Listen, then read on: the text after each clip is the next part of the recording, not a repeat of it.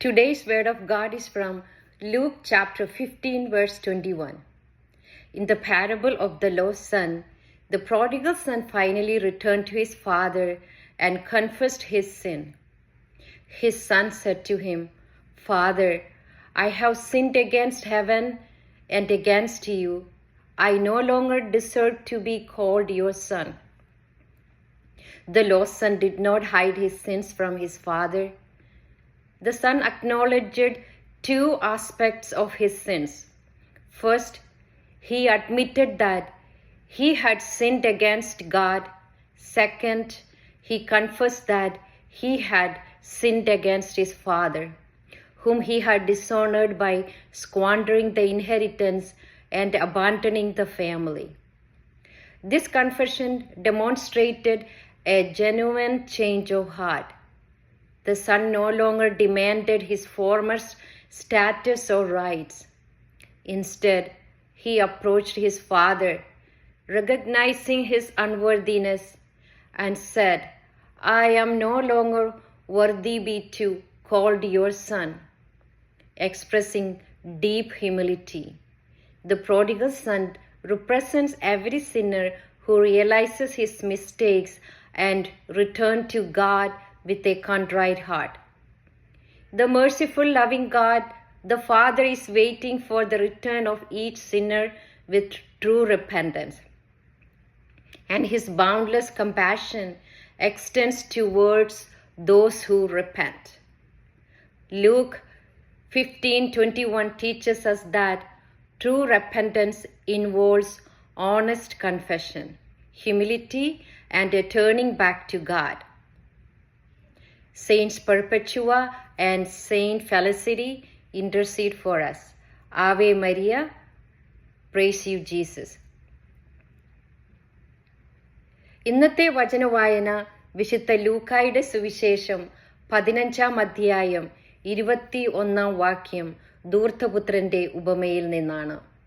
മകൻ പറഞ്ഞു, "പിതാവേ, സ്വർഗത്തിനെതിരായും നിന്റെ മുമ്പിലും ഞാൻ പാപം ചെയ്തു. നിന്റെ പുത്രനെന്ന് വിളിക്കപ്പെടാൻ ഞാൻ ഇനി യോഗ്യനല്ല." ധൂർത്തപുത്രൻ തൻ്റെ പാപങ്ങൾ തിരിച്ചറിഞ്ഞപ്പോൾ സ്വന്തം ഭവനത്തിലേക്ക് തിരികെ പോകുവാൻ തീരുമാനമെടുക്കുന്നു. പിതാവിനോട് അവൻ പറഞ്ഞു, അനുതാപത്തോടെ പറയുന്നു, "ദൈവത്തോടും നിന്നോടും ഞാൻ പാപം ചെയ്തിരിക്കുന്നു." മകൻ തൻ്റെ ഒരു തെറ്റും മറച്ചു വെക്കാതെ എല്ലാ പാപവും ഏറ്റുപറയുന്നു. ആ മകൻ ഒരു മകനെന്ന് വിളിക്കപ്പെടാനുള്ള തൻ്റെ അവസരം നഷ്ടപ്പെടുത്തിയതിൽ, തൻ്റെ യോഗ്യതയില്ലായ്മയിൽ ഖേദിച്ച് ഒരു വേലക്കാരനായി തൻ്റെ പിതാവിൻ്റെ ഭവനത്തിൽ കഴിയാമെന്ന് മനസ്സിൽ ഉറപ്പിക്കുന്നു. കരുണാമയനായ അവൻ്റെ പിതാവ് തൻ്റെ മകൻ്റെ തിരിച്ചുവരവിനായി കണ്ണിൽ എണ്ണയൊഴിച്ച് കണ്ണു നട്ടിരിക്കുമ്പോൾ ദൂരെ വെച്ച് തന്നെ പിതാവ് അവനെ കണ്ട് ഓടിച്ചെന്ന് ആർദ്രഹൃദയനായി മനസ്സലിഞ്ഞ് കെട്ടിപ്പിടിച്ച് ചുംബിക്കുന്നു. പിതാവ് എല്ലാം മറന്ന് തൻ്റെ വേലക്കാരോട് പുതിയ ബ്രാൻഡ് ഡ്രസ്സ് കൊണ്ടുവന്ന് അവനെ ധരിപ്പിക്കാനും അവൻ്റെ കയ്യിൽ മോതിരമിടാനും കാലിൽ പാദരക്ഷ അണിയിക്കുവാനും ആജ്ഞാപിക്കുന്നു. എന്നിട്ട് അവർ കൊഴുത്ത കാളക്കുട്ടിയെ പാകം ചെയ്ത് വിരുന്നൊരുക്കി ആഹ്ലാദം പങ്കിടുന്നു.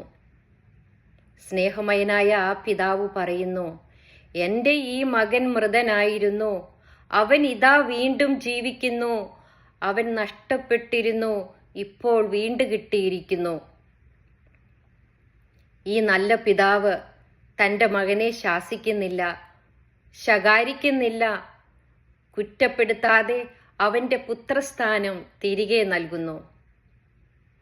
ഈ ഉപമയിലൂടെ ഈശോ നമ്മളെ പഠിപ്പിക്കുന്നത് സ്വന്തം തെറ്റുകൾ ഏറ്റുപറഞ്ഞ് മാനസാന്തരപ്പെട്ട് സ്വർഗസ്ഥനായ പിതാവിൻ്റെ അക്കിലേക്ക് യു-ടേൺ എടുത്തു വരുന്ന ഓരോ പാപിയെയും ശിക്ഷിക്കാതെ സ്നേഹം വാരിക്കോരി ആശ്ലേഷിച്ച് പുനഃസ്ഥാപിക്കുന്നു, പുതിയ സൃഷ്ടികളാക്കി മാറ്റുന്നു. വിശുദ്ധിയായ പെർപെച്വ, വിശുദ്ധിയായ ഫെലിസിറ്റി ഞങ്ങൾക്കു വേണ്ടി പ്രാർത്ഥിക്കണമേ. Ave Maria, Praise you, Jesus. Amen.